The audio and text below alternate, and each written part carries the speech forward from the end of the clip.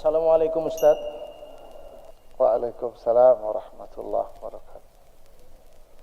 Pertanyaan berikutnya adalah, Ustadz, apa hukum menyembelih kurban di area halaman masjid? Halaman masjid yang sempit sehingga bagian teras masjid dijadikan tempat pencacahan daging yang menyebabkan darah berjatuhan di lantainya masjid. Allahu a'lam bishawab. Kami melihat bahwa hal ini tidak sepantasnya dilakukan oleh kaum muslimin. Karena masjid adalah rumah Allah Subhanahu wa taala. Karena masjid ini adalah tempat ibadahnya kaum muslimin. Tempat di mana kita mengagungkan Allah Subhanahu wa taala.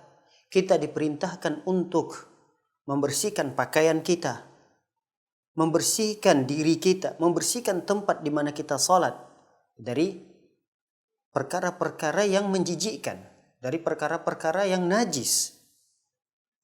Walaupun dalam masalah ini kami sebutkan bahwa ada perselisihan para ulama dalam melihat atau dalam menghukumi darah. Ada di antara para ulama mengatakan bahwa darah, apalagi darah tersebut dari hewan yang halal dagingnya untuk dimakan, ada di antara para ulama mengatakan darah itu tidak najis. Ada di antara para ulama yang mengatakan bahwa darah itu adalah najis.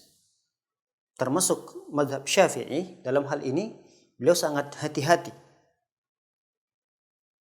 Sehingga mereka berpandangan bahwa darah hewan yang halal sekalipun dagingnya untuk dimakan tetap terhitung sebagai najis.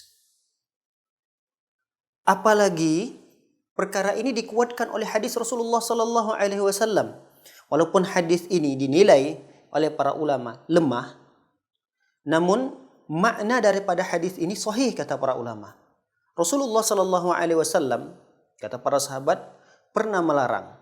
Naha Rasulullah sallallahu alaihi wasallam as-salati fi sab'i mawatin. Rasulullah sallallahu alaihi wasallam melarang untuk mendirikan salat, mengerjakan salat pada 7 tempat.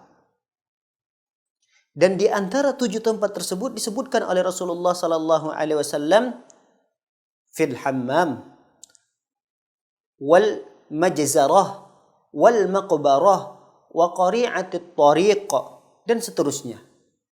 Di antara 7 tempat yang dilarang oleh Rasulullah sallallahu alaihi wasallam untuk dikerjakan salat di sana adalah fil hammam, di toilet.